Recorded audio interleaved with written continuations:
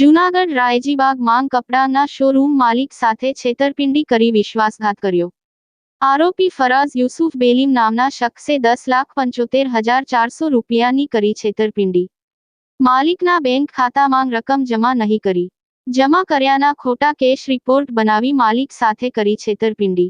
18,000 જમા કરી 1,08,000ની નકલી કેશ રસીદ પણ બનાવી હોવાની ફરિયાદ મળી હોય। સી ડિવિઝન પોલીસે ગુનો નોંધી આરોપીને પકડી આગળની તપાસ શરૂ કરેલ છે।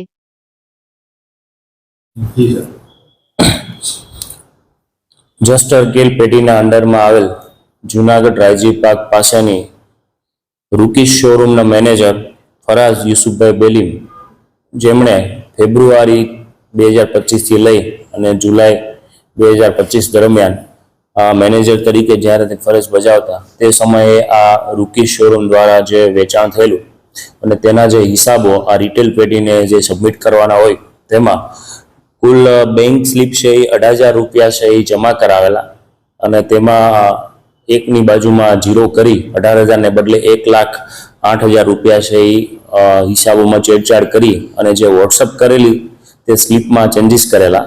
સાથે સાથે જે બેંકના એકાઉન્ટની સાથે જે જસ્ટ રિટેલ પેઢીના એકાઉન્ટન્ટ તેમજ તેમનું જે લોજિકલ ઓનલાઈન સોફ્ટવેર છે તેના મારફતે ચેક કરાવતા ફેબ્રુઆરીથી જુલાઈ દરમિયાન આ રૂકી શોરૂમ દ્વારા છે કુલ વેચાણ છે 10,75,000નું થયેલું।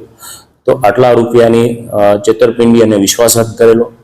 પેઢીમાં માત્ર 18,000 રૂપિયા જમા કરાવેલા અને જે સ્લીપ વોટ્સઅપ મારફતે પેઢીના માલિકોને મોકલેલી તેમાં પણ 18,000ના બદલે 1,08,000 જેવો છેડછાડ કરેલી। જે અંતર્ગત સી ડિવિઝન પોલીસ સ્ટેશનમાં આરોપી ફરાઝ યુસુફભાઈ બેલીમ વિરુદ્ધ BENSની કલમ મુજબ છેતરપિંડી અને વિશ્વાસઘાતનો તથા 10,75,000 રૂપિયાની પેઢી સાથે ઉચાપત કરવા બાબતના ગુનો દાખલ કરવામાં આવેલો છે। હાલ આરોપીની ધરપકડ કરવામાં આવેલી છે અને આગળની છે તજવીજ પોલીસ દ્વારા હાથ ધરેલ છે।